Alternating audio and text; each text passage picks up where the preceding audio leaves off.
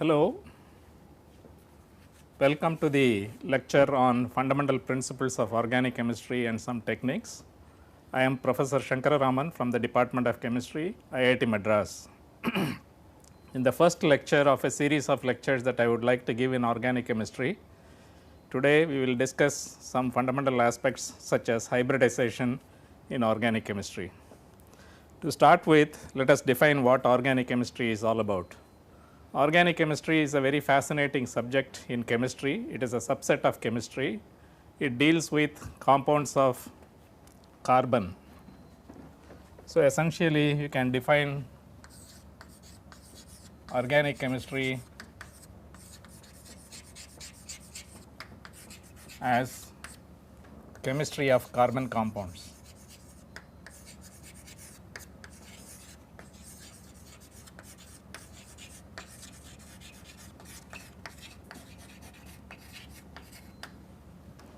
Carbon not only forms bonds with itself in forming long chains of hydrocarbon. For example, the first member of the hydrocarbon is methane, the second member is ethane, where the two carbons are bonded to each other. The structure should be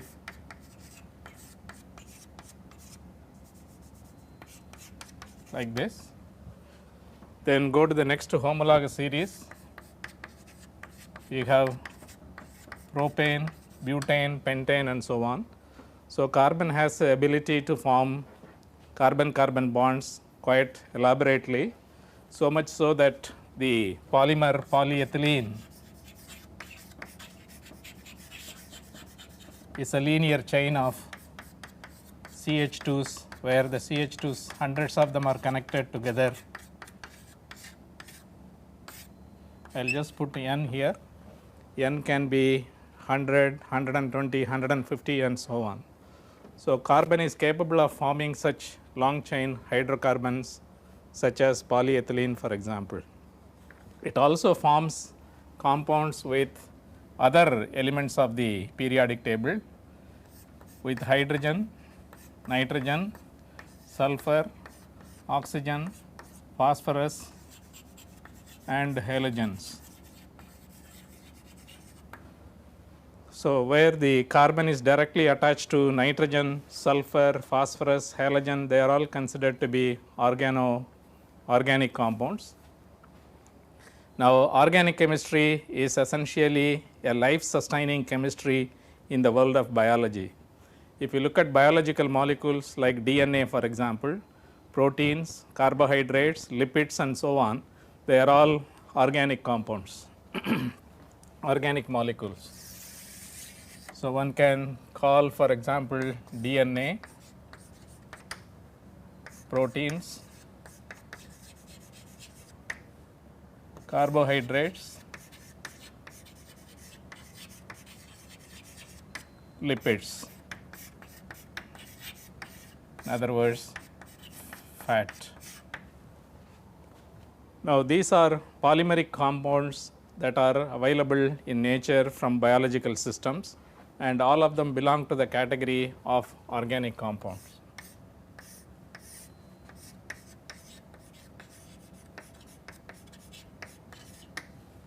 Not only that these organic molecules are essential for the sustenance of life, they occur very widely in nature.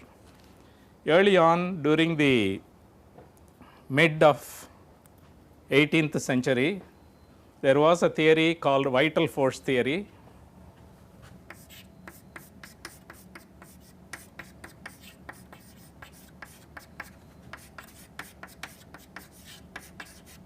This was proposed by a scientist by name Berzelius. He was a Swedish scientist. In 1780,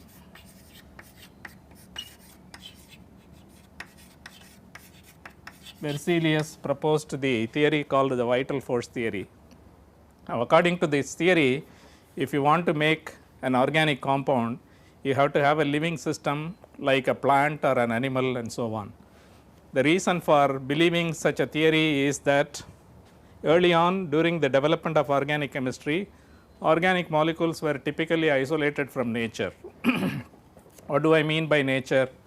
The organic compounds were isolated from plant material or from animals or from living organisms, for example, and such a theory had the support from the isolation of the material from nature, where the living creatures created the organic compounds. So, the vital force theory was believed to be in existence for several decades, originally proposed from 1780 by Berzelius until 1828. Another scientist came along by the name Friedrich Wöhler.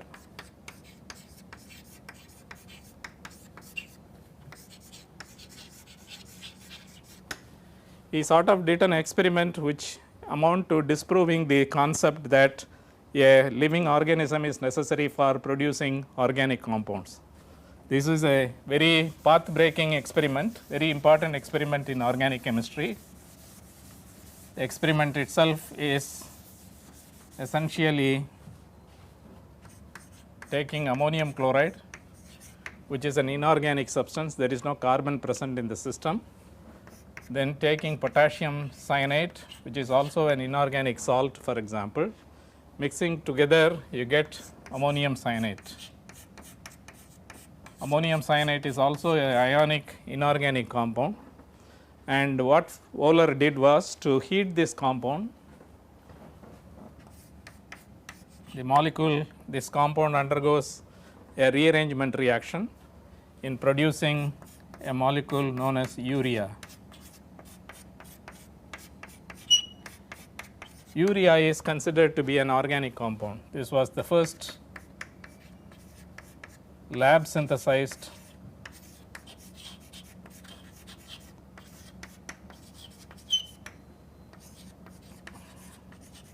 organic compound.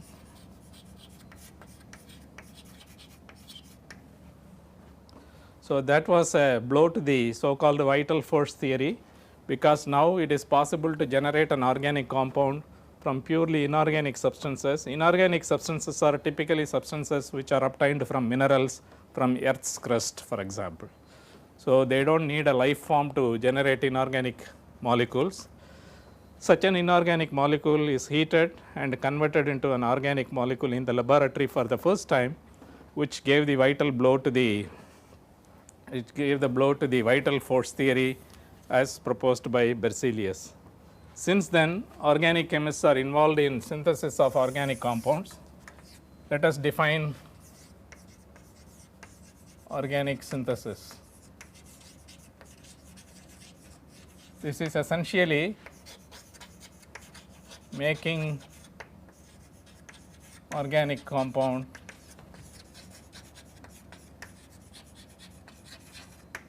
in the laboratory.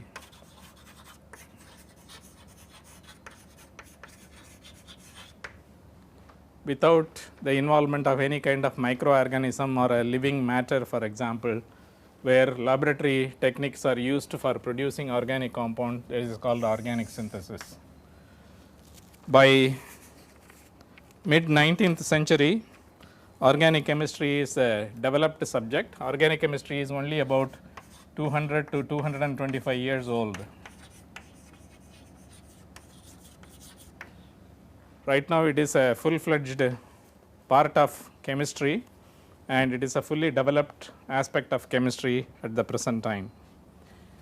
In addition to 1828 synthesis of the urea by Wöhler, in 1845, Kolbe synthesized acetic acid in the laboratory. This is the first time acetic acid was synthesized in the laboratory. Acetic acid was called vinegar, which was obtained from natural sources, for example. However, for the first time in the laboratory, synthesis of acetic acid was demonstrated by Kolbe. In 1856, Berthelot synthesized methane from aluminum carbide. Aluminum carbide upon hydrolysis gives methane. Again, a laboratory synthesis of an organic compound from what is considered to be an inorganic substance namely the aluminum carbide, which is an ionic inorganic substance. So, the original belief that vital force is necessary for synthesis of organic compound has been disproved by several of this kind of synthesis by the mid 19th century or so. And currently organic synthesis is a very well established discipline of chemistry. One can synthesize simple molecules like, for example, aspirin to very complex molecules like a steroid molecule in the laboratory without the involvement of any kind of a living microorganism or living plant or such materials. Now, organic chemistry is applicable in, for example, in medicines, in food, in clothing,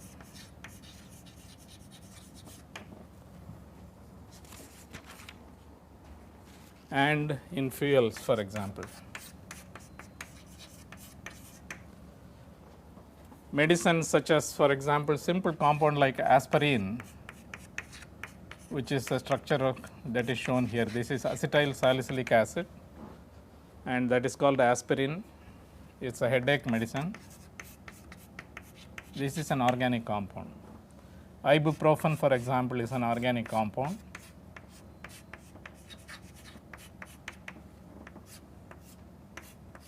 This is ibuprofen, for example.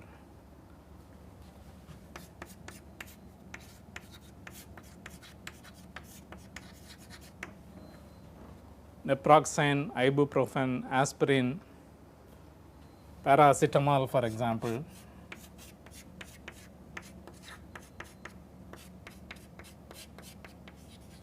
They are all organic compounds used in a day-to-day medicine. Starch is an organic compound, which is a major constituent of rice and other grains, for example, which is a source of, this is a class of compounds known as carbohydrates. These are the source of energy.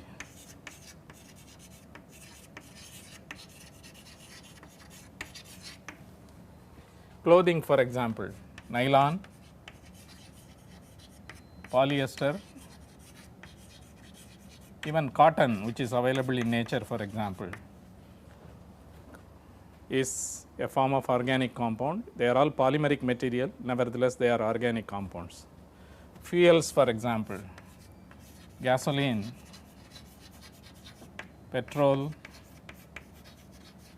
diesel, they are all hydrocarbon compounds, organic compounds.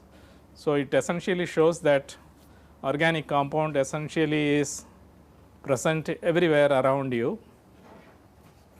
So, organic chemistry is a very important subject, not only for life sustenance,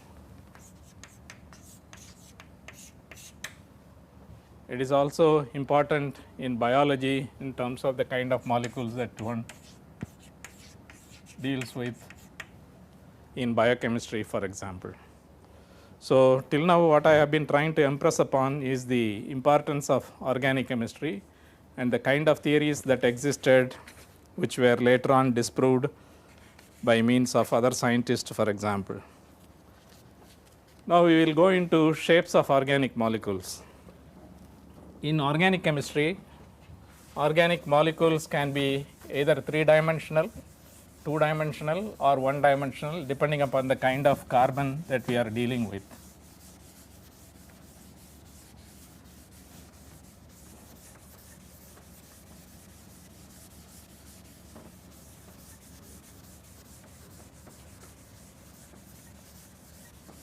Let us start with the simple molecule methane.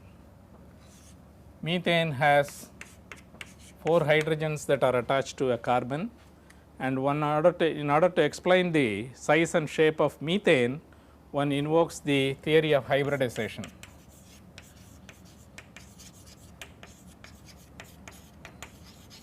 Before we go into hybridization, let us, for the sake of argumentative purposes, write methane in 2 different formats. This is one structure of methane one can write. In this particular structure, the carbon is connected to 4 hydrogen, and all the hydrogens as well as carbon are in one plane, which is the plane of the blackboard. In other words, this is a square planar structure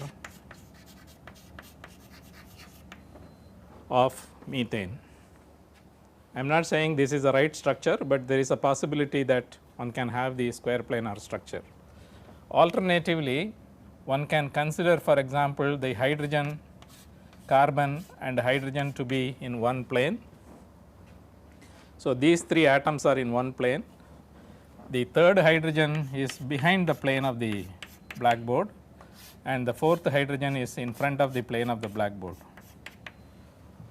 This is another structure of methane. This is called the tetrahedron structure.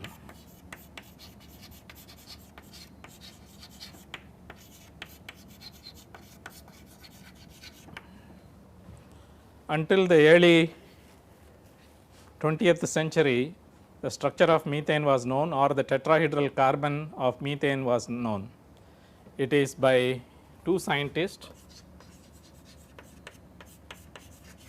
Van 't Hoff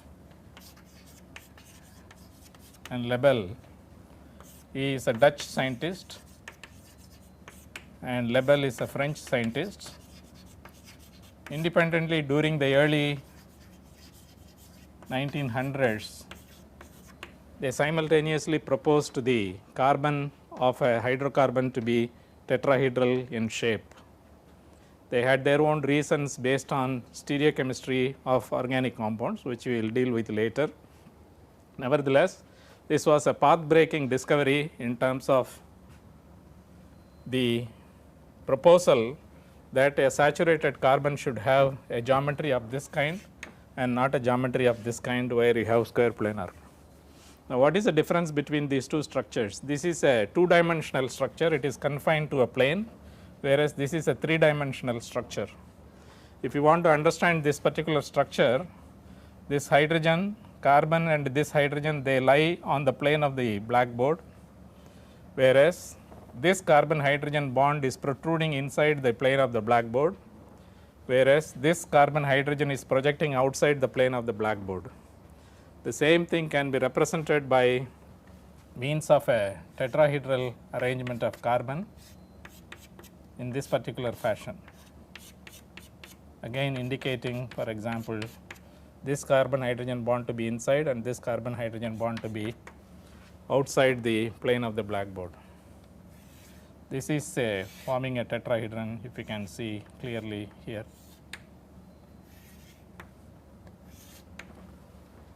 So, in the tetrahedron, this carbon is at the center of the tetrahedral arrangement and the 4 hydrogens are occupying the 4 vertices of the tetrahedral structure. Because all the 4 hydrogens are equal, this is a symmetrical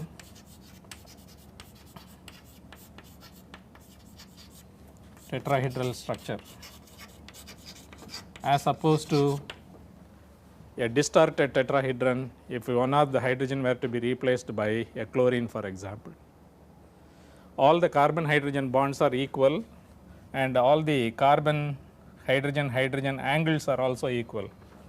This angle, if you look at, this will be 109 degrees 54 minutes. Similarly, this will be 109 degrees 54 minutes. This will be 109 54 minutes. Similarly, this also 109 degrees 54 minutes in the 3-dimensional aspect. On the other hand, if you look at this structure, this will be only 90, each of this will be only 90 because this is a planar structure. That would mean that this carbon hydrogen bond and this carbon hydrogen bond will be closer together in comparison to the carbon hydrogen bonds in this particular structure.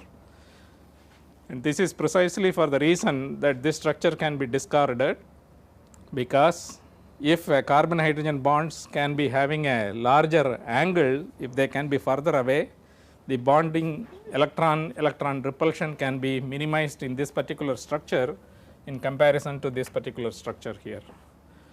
Now, this is the structure of methane, which is tetrahedral in nature. We can explain the formation of the tetrahedral carbon or the trigonal carbon or an sp kind of a carbon using the principle of hybridization. What is hybridization? It is a fairly simple concept. You take a set of atomic orbitals, mix them together and redistribute them in certain orientation. This is called hybridization. So, essentially one can write this as mixing of atomic orbitals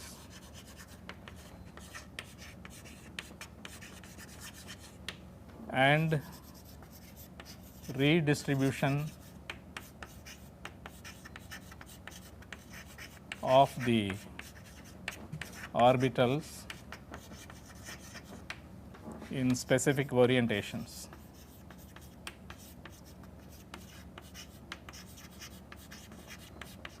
This is called the hybridization process. Now, in order to do the hybridization, there are certain rules that one needs to follow. Conditions for hybridization are one can only hybridize orbitals in valency cell. In other words, only the outermost electrons which are capable of undergoing bonding interaction with other atoms are capable of undergoing hybridization.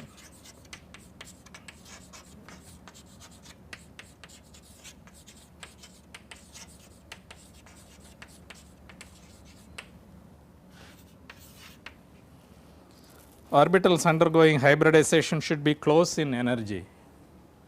When you say it is the valence shell electrons or the orbitals which can undergo hybridization, the orbitals has to be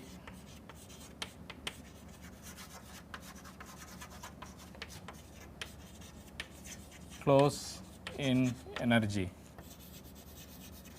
For example, you cannot take a 1s electron and a 2p electron and hybridize.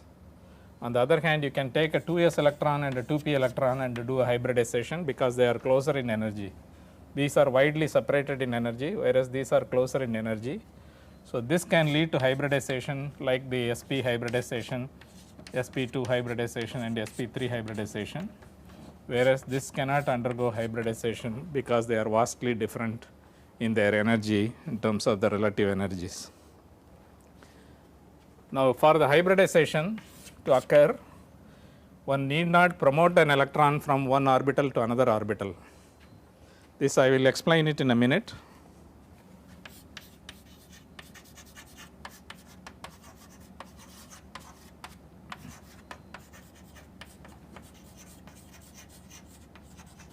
Motion of electron from one orbital to another orbital is not an essential condition for hybridization. Both filled orbital and half filled orbital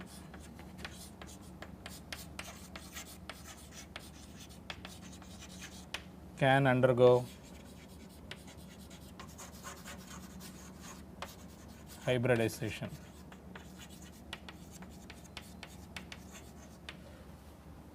So, these are essential conditions for hybridization to take place. Once the hybridization takes place, what is the outcome of the hybridized molecular orbital?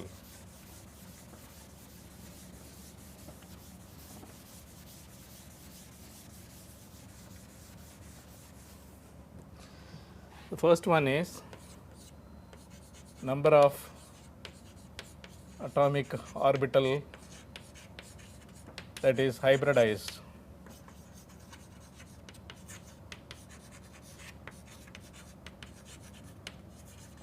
This will be equal to the number of hybridized orbital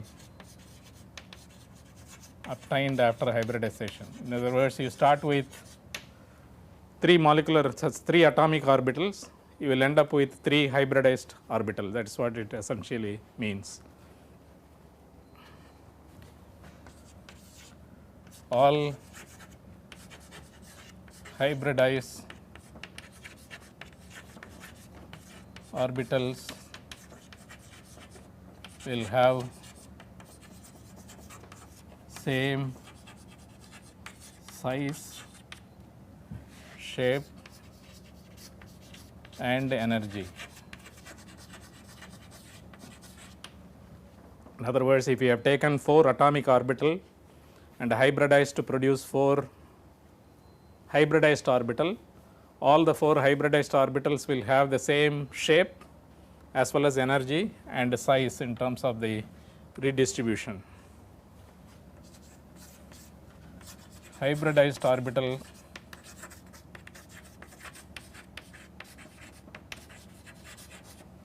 point or orient in specific direction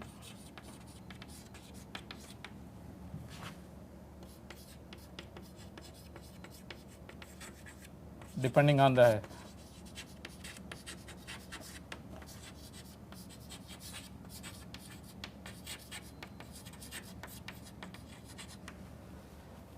in other words, the hybridized orbital has very specific orientation in space. That orientation essentially dictates the shape of the molecule that is formed by certain hybridization. For example, if you say sp3 hybridization, it is a tetrahedral geometry, sp2 hybridization, it is a trigonal geometry, and sp hybridization, it will be a linear geometry and so on. So, these are some things one need to remember. The conditions for hybridization is essentially very simple. Only orbitals in the valence shell can undergo hybridization. The orbital is supposed to be close in energy. You cannot take, for example, 1s orbital with the 2p or 3p orbitals and hybridize them together because they are vastly different in energy. You can take 2s and 2p orbitals which are close in energy in order to do the hybridization. If the orbital is a filled up orbital, it is not necessary to promote the electron to an empty orbital in order to do hybridization. So, one can do with both filled orbital as well as half filled orbital can undergo hybridization to produce hybridized orbitals, for example. The outcome of the hybridization essentially is that if you take n number of atomic orbital and hybridize them, you will get exactly the same number of hybridized orbitals also. All the hybridized orbitals will have same shape and identical energy. In other words, this is called degenerate orbitals. Degenerate orbitals essentially means they have identical energy in terms of the energy of the orbital is concerned. Hybridized orbitals actually orient in a very specific direction in space. Depending upon the hybridization, the orientations will be different, and that is what gives the definitive shapes for organic molecules. Having said this, now let us look into the concept of hybridization in a little more detailed manner.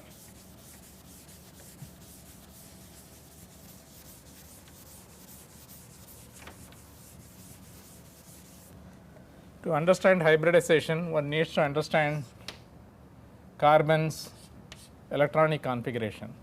Carbon has an electronic configuration of 1s2, 2s2 and 2p2. In other words, in the valence shell, carbon has 4 electrons, 2 of them in the s orbital and 2 of them in the p orbital, and that is what gives the 4 valency of carbon, tetravalency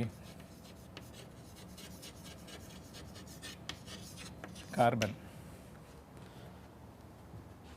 If you want to draw the box diagram for the electrons,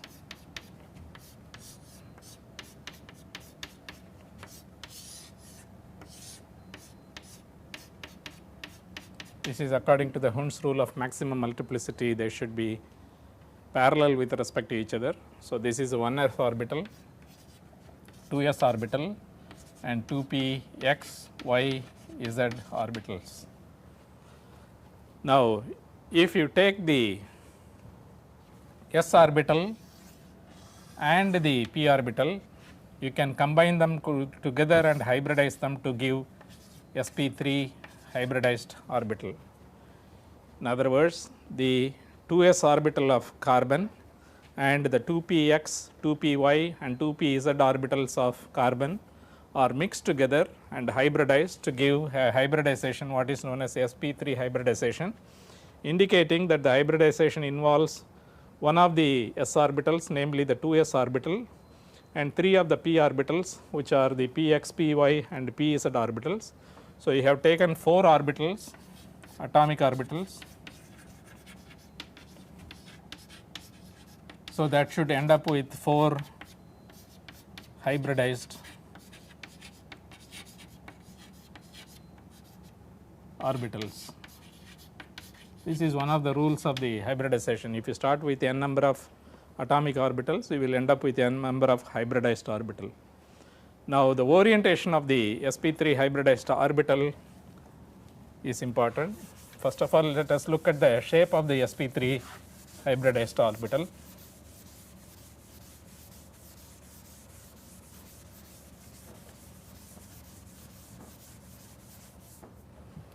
So, if you were to draw the Cartesian coordinates of the x, y, z axis, for example, the 1s electron is spherical. So, one can draw the 1s electron in this particular fashion. This is x, y and z. The p orbital has a dumbbell shaped, in other words, the p orbital has a shape like this one, for example. This is what is known as the dumbbell shape of p orbital. So, the px orbital will be having a orientation in this particular manner. Similarly, the py will have a orientation along the y axis of the Cartesian coordinate, and finally, the z will also have orientation along the z axis of this particular shape. So, if you combine all of these things, you get the sp3 hybridization. You start with 4 atomic orbital, 1 2s orbital and 3 p orbital, namely px, y, z orbital. The resulting sp3 hybridized carbon has orientation in such a manner. Initially the hybridized orbitals have different shape. Once the hybridization is over, the hybridized orbital has a shape which is this, like this. Only one lobe with a small lobe that is present at the end of the narrow end of the lobe that we have here. So, this will be the shape of the sp3 hybridized orbital, for example. So, there are 4 sp3 hybridized orbital. Let us consider the orientation of the 4 sp3 hybridized orbital in this particular fashion, where you have one sp3 hybridized orbital and another sp3 hybridized orbital, for example, of a carbon pointing in the same plane of the, which is the plane of the blackboard, for example. The other hand, the third sp3 hybridized orbital is inside the plane of the blackboard. The fourth sp3 hybridized orbital is in the projecting outside the plane of the blackboard, forming a tetrahedral arrangement of. So, if you want to draw this, this is a carbon, one of the orbital is like this, the other orbital is again on the plane of the board only, the third orbital is behind the plane of the board, and the fourth orbital is projecting in front of the plane of the board, which is drawn with a thick line like this. So, this is a tetrahedral geometry is what we are referring to. In other words, if you want to draw it in another fashion,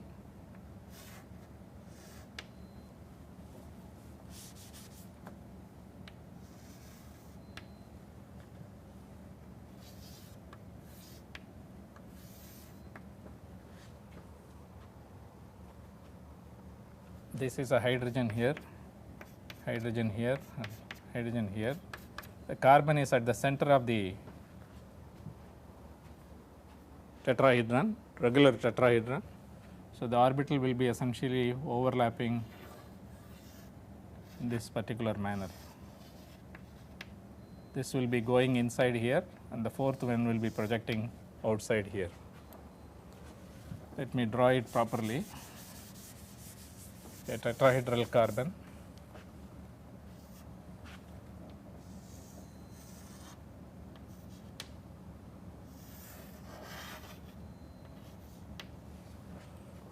Let me give a color coding so that you understand the coding properly. The blue one essentially goes inside the plane of the blackboard, and the red one or the magenta one projecting outside the plane of the blackboard. So, these two white orbitals are on the plane along with the carbon, they are on the plane of the blackboard. This goes behind the plane of the blackboard, the blue one, and the magenta one essentially projects in front of the plane of the blackboard. One can also confine the tetrahedron inside a cube.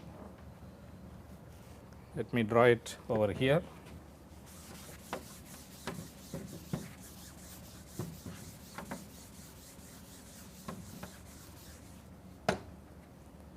You draw a cube.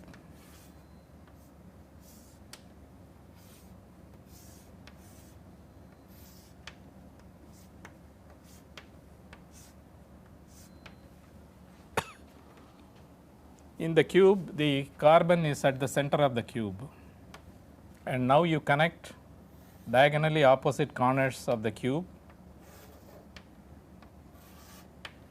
that will be pointing at the positions. Let us say these two positions are connected to the carbon and these two positions are also connected to the carbon.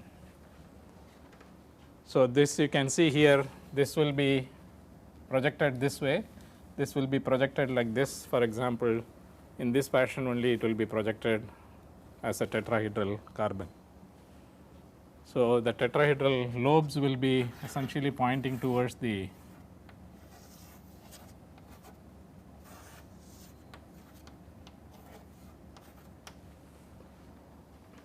that is another way of representing a tetrahedral carbon inside, confined inside a cubical structure of this kind.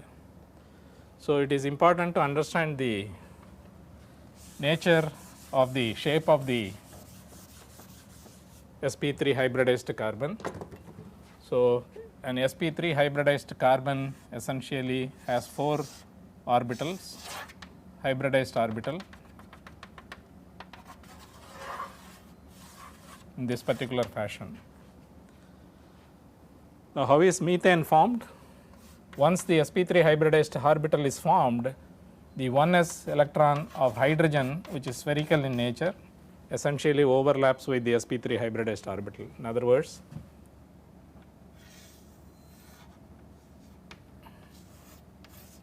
this would be a carbon hydrogen bond, for example. This will be the 1s orbital of the hydrogen and one of the sp3 hybridized orbital of the carbon. They overlap with respect to each other. This again is a 1s hydrogen orbital and the sp3 hybridized orbital.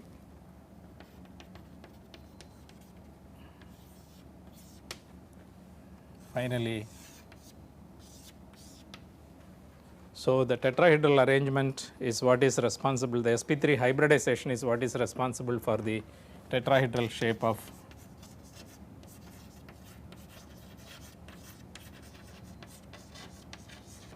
a saturated carbon.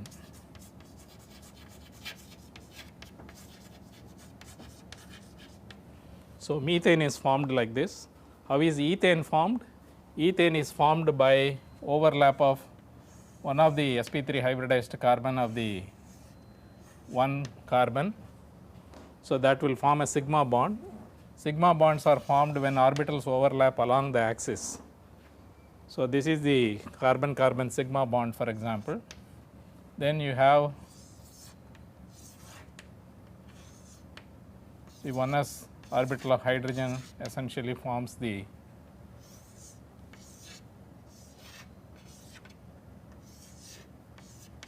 This will be essentially the structure of the ethene molecule.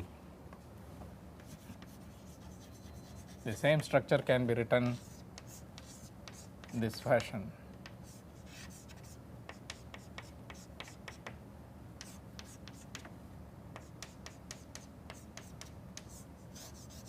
Indicating that one of the carbon hydrogen bond in this carbon and this carbon are projecting in front of the plane of the blackboard. These two carbon hydrogen bonds are projecting inside the plane of the blackboard. These two carbon hydrogen bonds are on the plane of the blackboard, for example. So, that will form two tetrahedral arrangement to be overlapping in this particular fashion.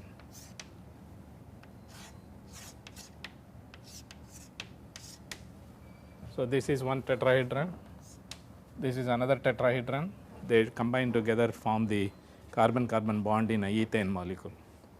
So, this is a simple way of explaining the shape of methane, and the reason methane is tetrahedral is not a square planar molecule is because of the fact in the square planar molecule you have the bond angles closer, which is 90 degree compared to a tetrahedral arrangement where you have the bond angle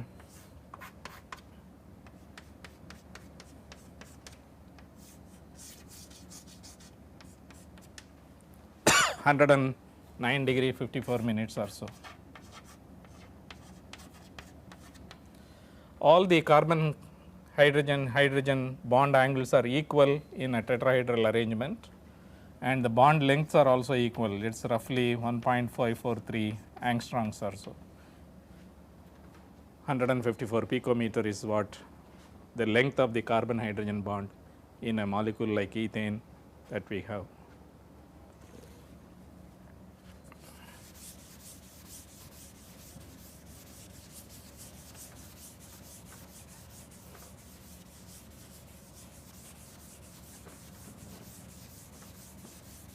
Sorry, it is a carbon carbon bond of the sp3 carbon carbon bond is about 1.543 angstroms. The carbon hydrogen bonds are about 1.05 or something angstroms, for example. The carbon hydrogen bonds are much shorter than the carbon bonds in a methane kind of a molecule.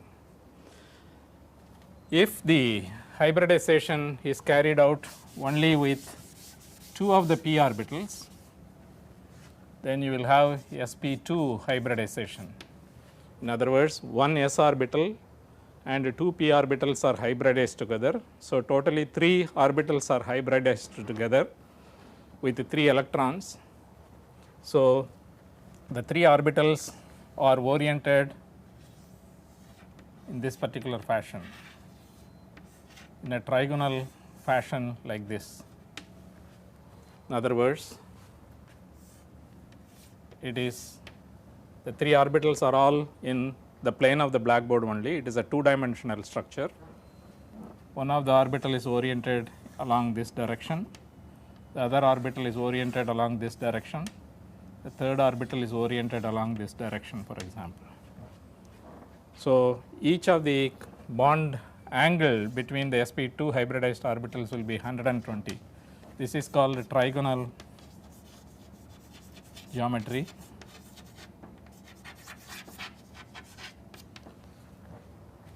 Only 3 electrons are used up in the trigonal geometry. In other words, if you draw the trigonal geometry on a plane perpendicular to the plane of the blackboard, it will be oriented in this particular manner.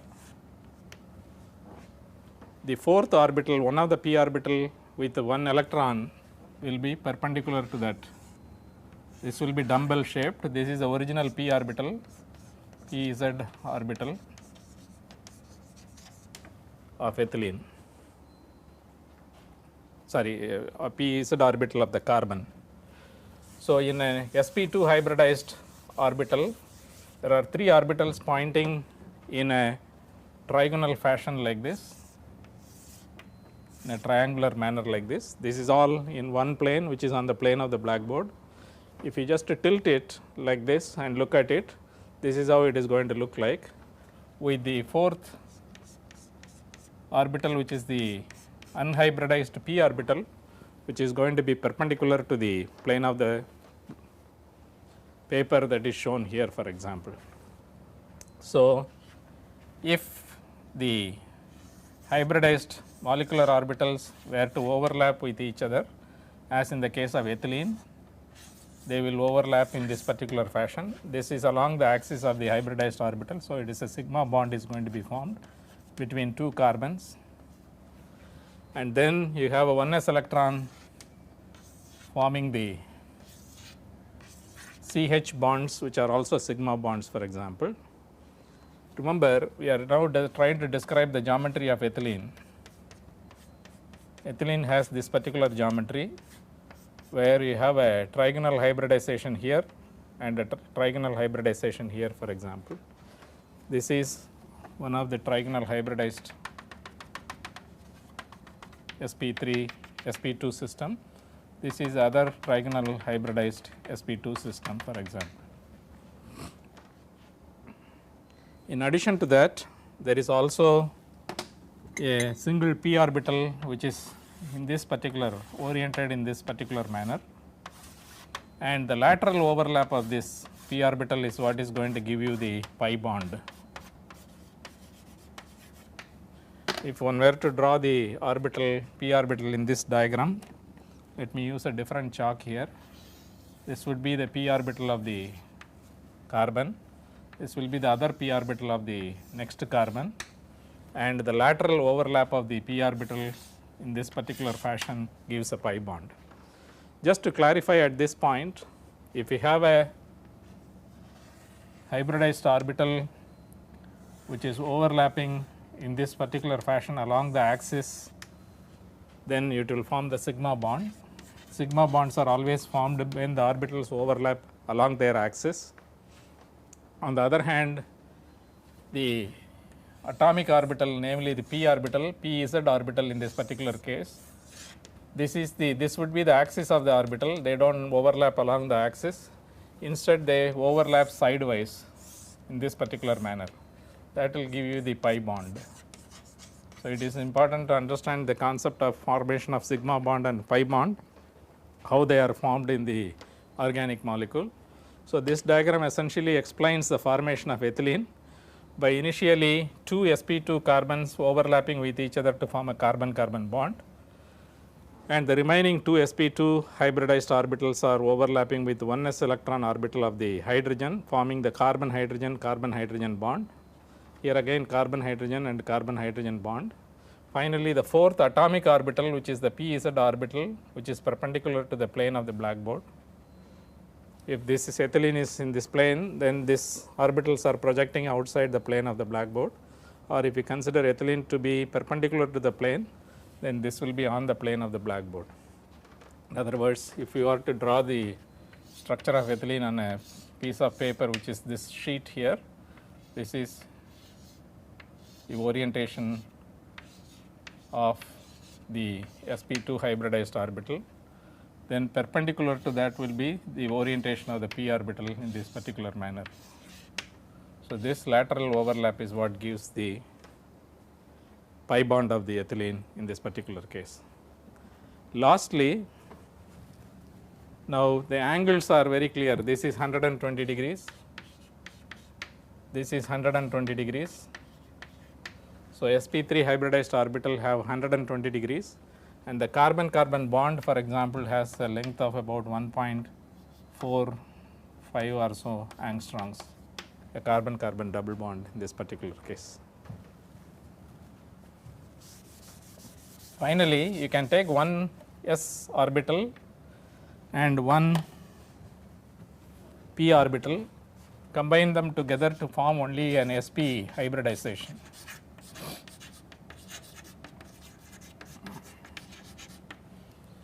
So, you have sp hybridization that is being formed by a combination of s orbital and only one p orbital. The remaining p y and the p z orbitals are intact on the carbon. Such a hybridization is called sp hybridization. Since the two atomic orbitals combine to form the hybridized orbital, you get two hybridized orbital in this particular. The two hybridized orbitals are along the line. So, this is linear geometry.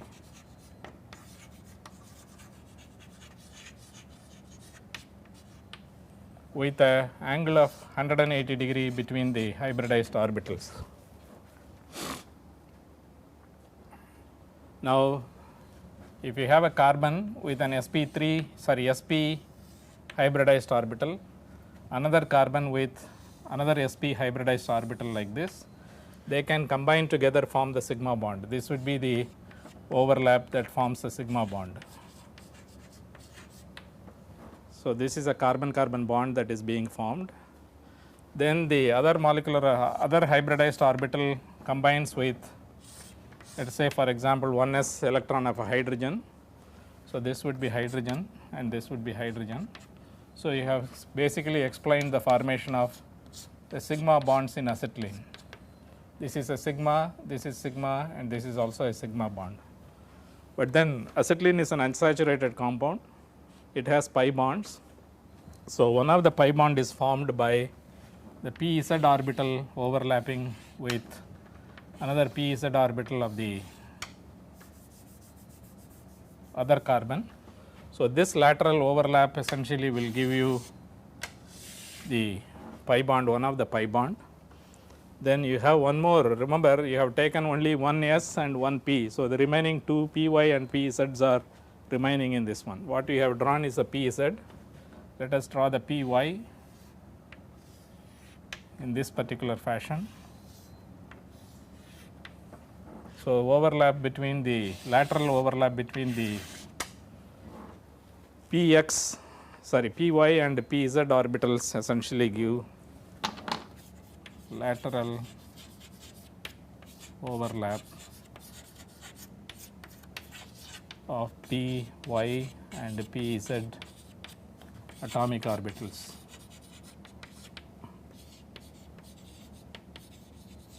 Gives two pi bonds.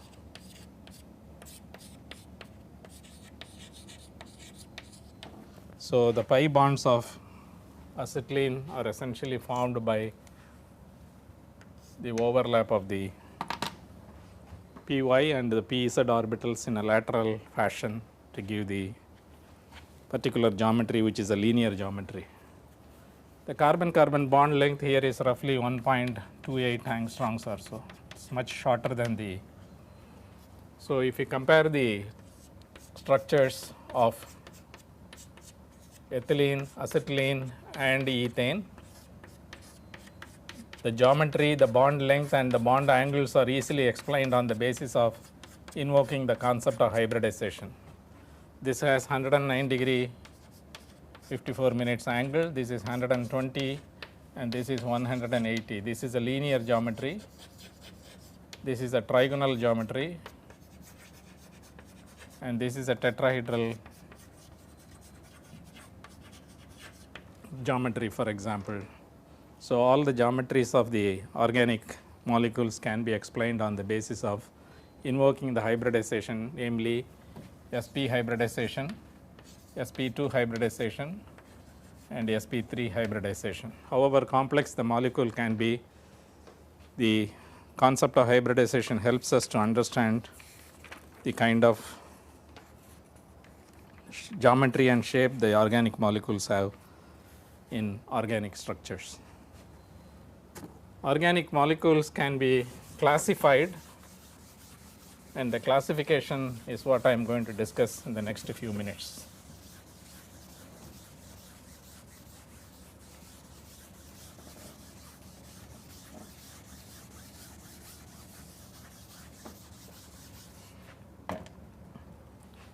Organic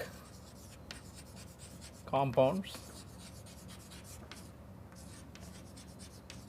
broadly they can be classified into open chain or cyclic. These are called acyclic and these are called cyclic organic compounds. The cyclic organic compounds, you can have carbocyclic or homocyclic.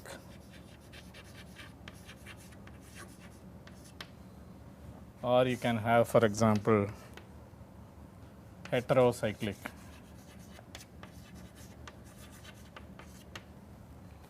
A open chain compound would be simply ethane. The simplest example is ethane, for example, or butadiene is an open chain compound.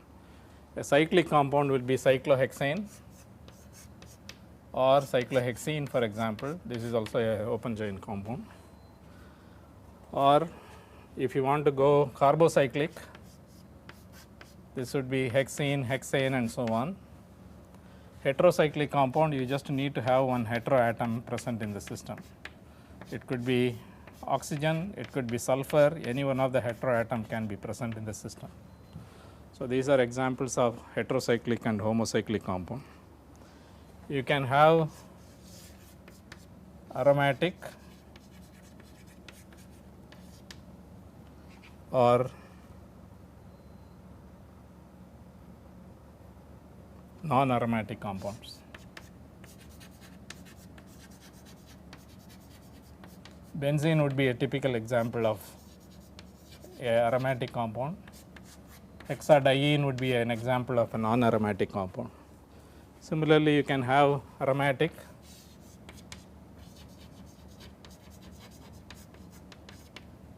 non-aromatic compounds. Non-aromatic compound would be piperidine, which is this particular structure. The same thing, if you want to make it aromatic, you just put the pi bonds. Pyridine, for example, is an aromatic compound. In the aromatic system, you can have benzenoid aromatic,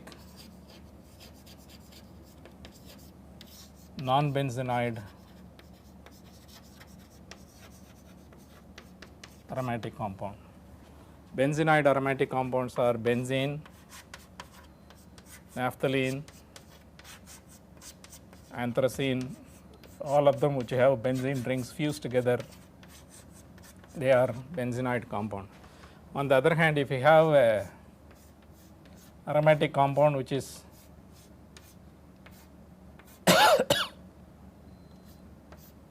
this is called azulene. This is also an aromatic compound, but it is not a benzenoid aromatic compound. You do not see benzene ring. This is a 7-membered ring. This is a 5-membered ring fused together, for example. Or you can have a 7-membered ring like this, which has a cationic structure here. This is aromatic. This is called a tropylium cation.